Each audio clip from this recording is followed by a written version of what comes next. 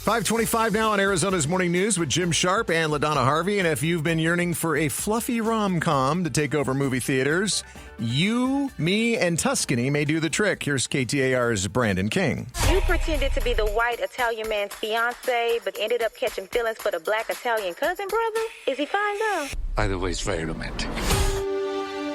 In theaters this week, You, Me, and Tuscany. Anna, played by Halle Bailey, is a former culinary student turned New York house sitter.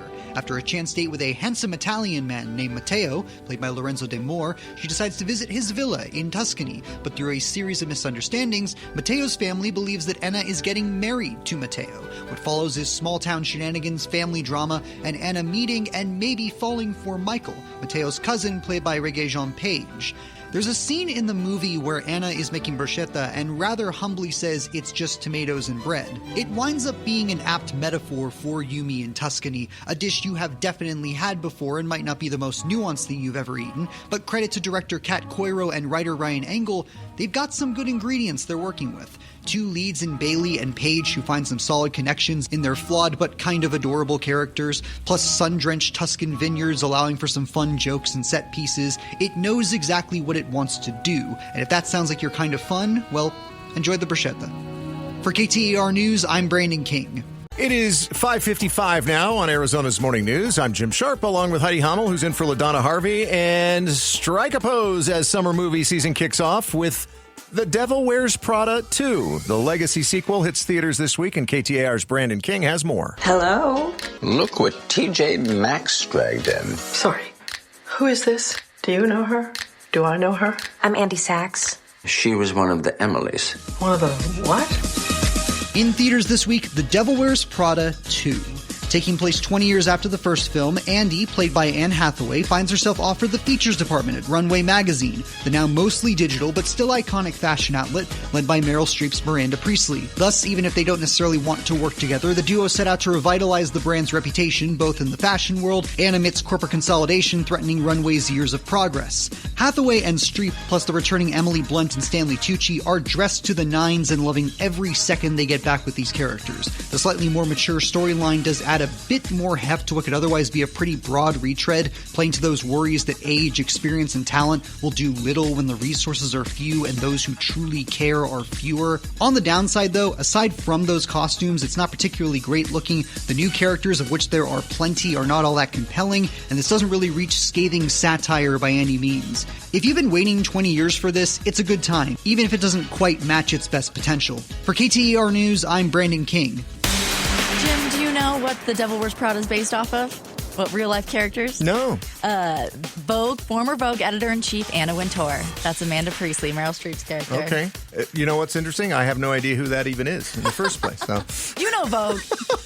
It's 5:55 now on Arizona's Morning News with Jim Sharp and Peter Seymour, who is in for LaDonna Harvey. And it has officially been a half-decade since 2021's Mortal Kombat put the classic fighting game back on the big screen.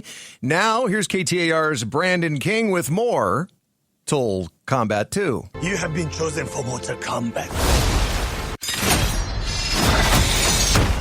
Whoa! I really don't feel comfortable hitting a girl. Don't worry. You won't. In theaters this week, Mortal Kombat 2. Sometime after the first film, though it's not entirely clear how long, another tournament is held between the invading forces of Outworld and Earth's best fighters hoping to protect their world. Primarily, this all centers around Johnny Cage, a washed-up martial arts-wielding actor played by Karl Urban, and Katana, a fan-wielding princess from another dimension played by Resident Evil's Adeline Rudolph. The easiest way to describe Mortal Kombat 2 is less consistent, but a bit more fun. It'd be totally fair to call this a reboot's reboot. Similar premise, similar humor, similar brutal gore, in a few genuinely fun fight sequences, but speed up the pacing, prioritize the new characters over the ones you really don't want to give screen time to, and don't worry too much about the world building. Purely on the level of a big summer beat-em-up, it certainly leans closer to the video games. And yet it doesn't do a lot to get around its own legacy, more concerned with reflecting the game's best qualities than making the images and ideas stick on their own. You know, like a movie would. A fatality? No, but your endurance may be tested. For KTAR News, I'm Brandon King. Good morning. It's 5:55. A long time ago, in a galaxy far, far away, there were Star Wars movies in theaters. Now The Mandalorian and Grogu is breaking a nearly 7-year drought. Here's Brandon King. The old protect the young. And then the young protect the old. This is the way. In theaters this week, Star Wars, The Mandalorian, and Grogu. Sometime after the events of Mandalorian's third season, a reminder this all takes place a few years after the Return of the Jedi, the titular bounty hunter, played by Pedro Pascal, is taking contract jobs for the New Republic, alongside his adopted son, Grogu, or as fans know him, Baby Yoda. In this case, the job is tracking down the son of a galactic gangster, with several twists, turns, and adventures along the way.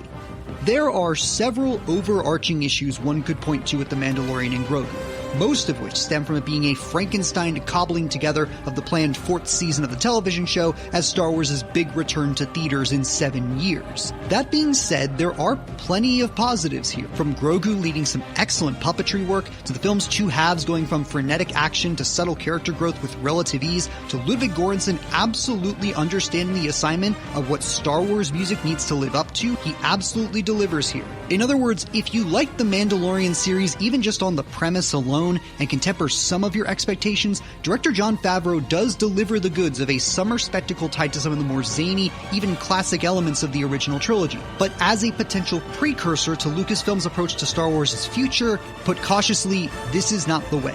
For KTAR News, I'm Brandon King.